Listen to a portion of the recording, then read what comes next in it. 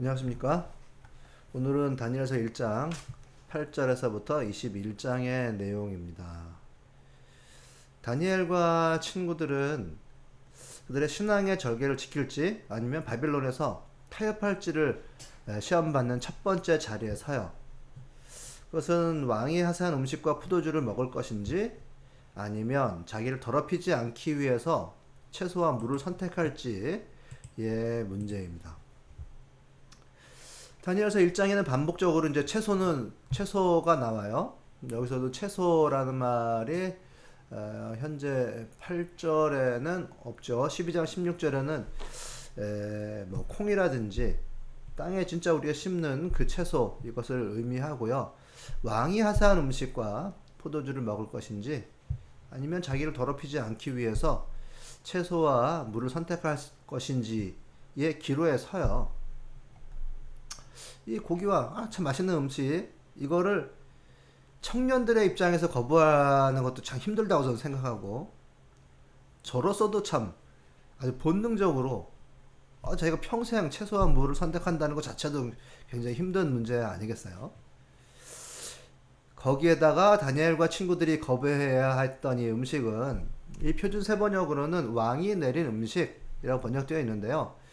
그 음식은 왕이 먹는 음식이에요. 그 일부를 똑같은 음식을 바빌론에 잡혀온 각국의 인재들에게 하사해서 먹게 하는 거예요. 그래서 결국 그들을 바빌론에 동화시키고 거기에서 채용해서 거기에서 인조를 쓰려고 하는 거거든요. 거기에 첫 번째 교육에 이 왕의 음식을 먹는 것이 포함되어 있는 것입니다. 그렇다면 다니엘과 이 친구들은 그 풍요의 머리를 숙일 것인지 하나님의 신앙 안에서 절제를 할 것인지의 시험대에 서는 것이죠. 신앙인지 풍요인지 오늘날 우리들에게서도 굉장히 중요한 문제 아니겠어요? 우리가 교회에서 하나님의 말씀을 듣고 그것을 교회 안에서 예배 가운데 표현하는 것은 굉장히 좁은 거예요. 하지만 우리들은 결국은 이 세상에 살게 되어 있고 우리들의 시험대는 이 세상이란 말이죠. 거기에서는 각종 여러 가지 시험대에 우리가 올라갑니다. 그리고 세상이 우리들에게 보여주는 것은 인터넷을 통해서, 방송을 통해서, 그리고 광고를 통해서 수많은 것들이 있는데 그것을 누려야 할 것인지 말아야 할 것인지를 계속해서 우리들에게 이야기해줘요. 뭐 우리들 계속 들고 다녀야 되는 폰 한 1, 2년에 한 번씩은 바꿔야 되죠. 바꿀 때마다 150만원에서 200만원 정도는 계속 들어가야 된단 말이죠. 그래서 어떤 그레이드를 바꿔야 하는지를 계속 고민하게 만든단 말이에요. 우리가 써야 할 수많은 것들이 이제는 너무나도 풍요하게 있는데 그것은 우리들이 지불해야 될 대가가 있는 것이잖아요. 물질, 돈이라고 하는 것을 우리가 어느 정도로 받아들여야 하는지 그 시험대에 우리들은 언제나 서 있습니다. 오늘 다니엘과 세 친구들이 이 풍요의 머리를 숙일 것인지 아니면 하나님의 신앙 안에서 받아들일 것은 받아들이고 거절할 것은 거절해서 절제한 것인지의 시험대에 서 있는 것이에요. 결국 이들이 지킨 정체성은 그들을 하나님께서 이끄시는 풍요로, 하나님의 풍요로, 하나님의 은혜로 이끌어 가게 됩니다. 그들은 결국 이들은 10일 동안 야채만 먹고 살아보겠습니다. 그래서 우리들의 얼굴이 그렇지 않은 왕의 음식을 먹은 사람들과 비교해서 더 좋은지 아닌지를 테스트를 한번 해보자 라고 이렇게 부탁을 해요. 그러나 그렇게 살아보는 시험 기간을 통해서 왕의 음식과 포도주를 먹지 않고 살 수 있게 되었어요. 결국은 다른 왕의 음식을 먹은 이들보다 얼굴빛보다 더 좋고 건강하여 보였다 이렇게 되어 있죠. 그 결국은 왕이 주는 혜택은 사라졌어요. 그러나 하나님이 주시는 은혜는 얻을 수 있었다. 계속 채소를 먹게 되었어요. 결국은 그 10일간만이 아니라 계속해서 왕이 주는 혜택은 이제 받지 못하게 되었어요. 그러나 하나님이 주시는 은혜가 그들에게 있었다는 거죠. 17절에 보니까 하나님은 이 네 젊은이들이 지식을 얻게 하시고 문학과 학문에 능통하게 하셨다. 그 밖에도 다니엘에게는 환상과 온갖 꿈을 해석하는 능력까지 주셨다라고 되어 있습니다. 자, 다른 모든 교육 과정을 밟았어요. 지식과 학문에 능통하게 되었고, 이 3년의 수학 기간이 지나고 각국의 젊은이들과 비교해서 가장 뛰어나서 이 세 명이 왕을 모실 수 있는 자격을 얻게 되었습니다. 그리고 여기서 특별히 다니엘에게는 환상과 꿈 해몽을 할 수 있는 은사가 주어져요. 특별히 다니엘에게는 그렇게 주어졌다고 기록이 되어 있습니다. 제가 오늘 여기 본문에 실지 못했지만은 17절에 보면은 그 밖에도 환상과 온갖 꿈을 해석하는 능력까지 주셨다라고 되어 있어요.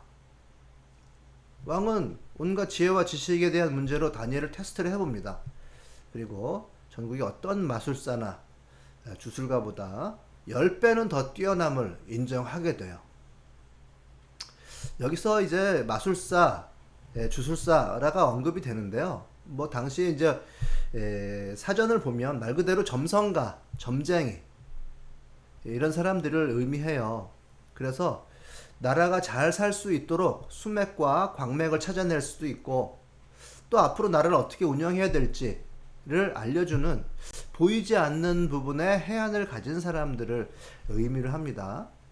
요즘에는 뭐 모든 사람들이 책을 쓰잖아요.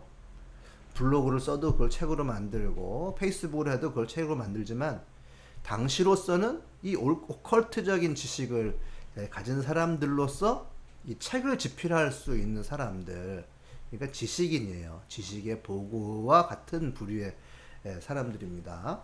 주술사, 마법사, 점쟁이로 해석되는 사람들인데 미래를 예지해 주는 사람들이고 귀신을 쫓아낼 수 있는 뭐 엑소시스트의 역할을 하는 사람들이에요. 그러나 이것이 이제 현대로 온다고 하면 왕궁에 딸린 미래 전략 기획실에 소속된 사람들이고 이 다니엘서를 보면 이 점쟁이 무리들의 우두머리라고 언제나 기록이 돼요. 그러니까 왕실의 미래 전략 기획실장으로서의 역할을 받았다라고 하는 거죠. 그것이 거절할 것을 거절하고 그리고 3년간 꾸준히 또 받아들일 것은 받아들여서 해야 할 것은 꾸준히 한 결과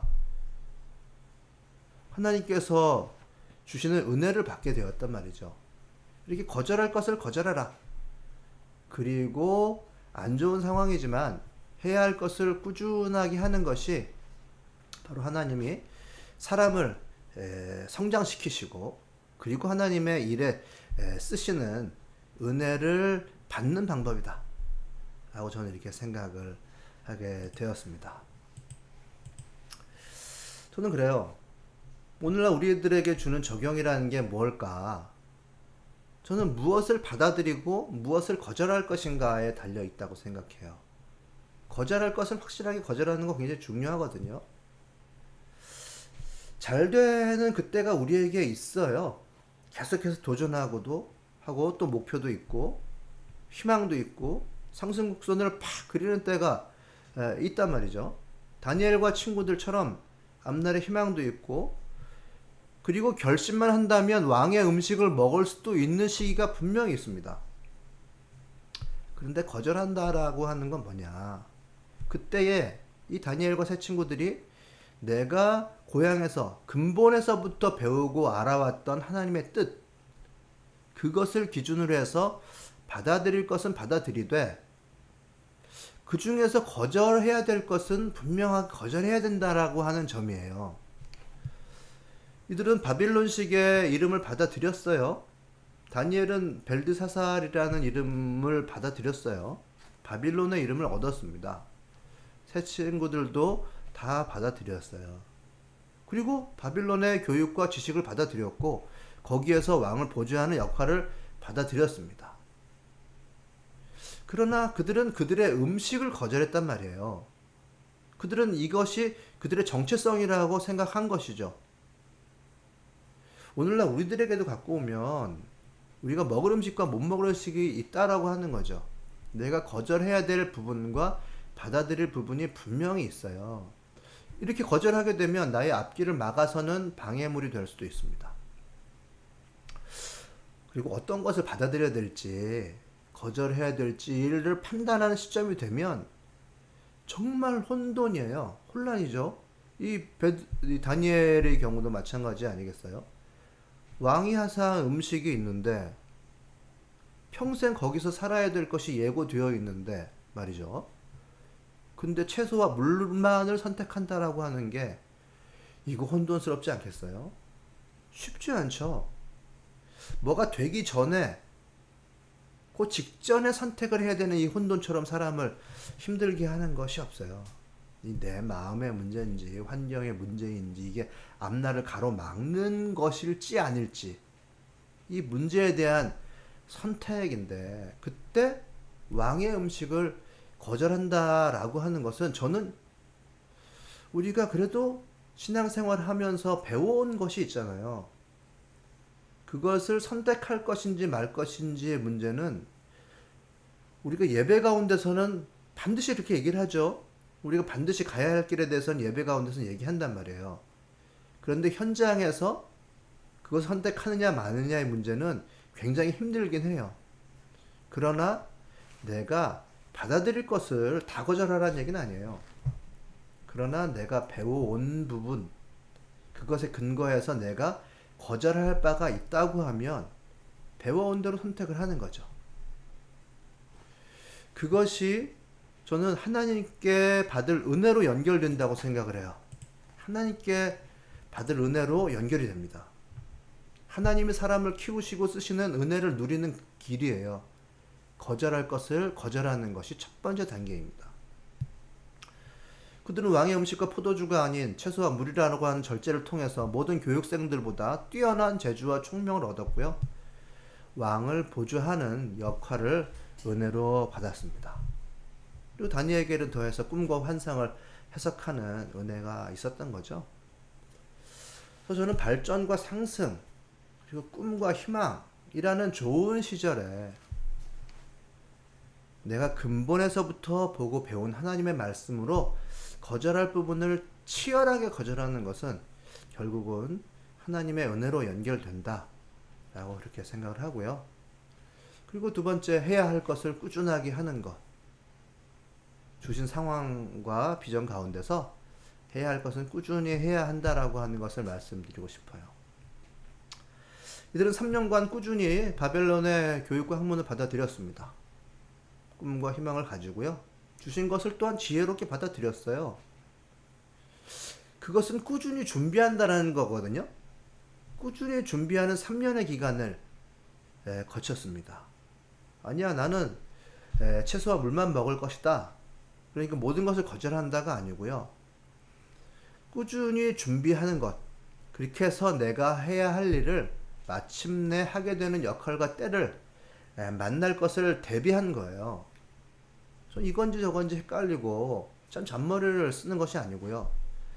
하나님이 나에게 주신 상황에 대비해서 해야 할 것은 꾸준히 하는 거죠.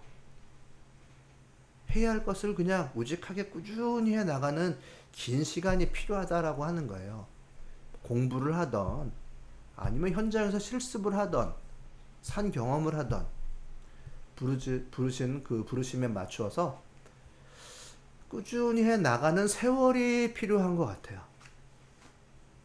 이건지 저건지를 막 오가면서 환경의 변에 헷갈려서 그 밸런스를 맞추느라 정신이 없어지면 결국 하나님께서 나를 딱 써야 할 그 순간에는 내가 준비되지 못한 내가 남는 건데 저는 해야 할 것을 해야 한다. 해야 할 것을 나는 부르심이라고 생각을 해요. 그래서 우리가 거절해야 될 것을 거절하지만은 또 안 좋은 상황이라 할지라도 꾸준히 해야 할 것, 준비해야 할 것을 꾸준히 하면 하나님께서 나를 키우시고 성장시키시고 내가 태어난 이유, 즉 하나님께서 쓰시고자 할 곳에서 나를 쓰신다 라고 하는 거죠. 바로 이것이 하나님의 은혜를 누리는 길인 것 같아요. 저는 다니엘과 세 친구들을 보면서 이제 그들이 막 출발하는 시점에 다니엘 1장의 후반부에서 그들이 일단은 거절했다. 그러나 모든 것을 내려놓는 것이 아니라 받아들일 것은 받아들인, 즉 그들이 해야 할 일들을 미리 바라보고 꾸준히 준비해 나가는 긴 시간을 보냈다라고 하는 것을 중요하게 보았고요. 그것을 통해서 우리들은 성장할 수 있고 또한 하나님께서 은혜를 주신다. 모든 이들보다 더 총명한 사람이 되었잖아요. 모든 이들보다 총명한 그런 사람이 되었습니다. 지식을 얻게 하시고 문학과 학문에 능통하게 하셨다. 그리고 이게 참 은혜죠. 다니엘에게는 환상과 온갖 꿈을 해석하는 능력까지 주셨다. 즉 이들이 지식을 얻고 문학과 학문에 능통하게 한 것은 그들의 준비라고 볼 수가 있겠죠. 그리고 이들이 거절한 바가 분명히 있잖아요. 오직 하나님 나라의 사람으로서의 정체성을 가지게 되었을 때에 거절해서 환상과 온갖 꿈을 해석하는 능력까지 주셨다라고 하는 이 포인트는 정말 중요한 것 같아요. 하나님의 은혜로 살아가는 자들이 되었다라고 하는 거 참 귀한 교훈을 얻을 수 있는 것 같습니다. 좀 이것이 각자의 삶 가운데서 조금 더 해석되고 적용이 되기를 바라는 마음입니다. 감사합니다.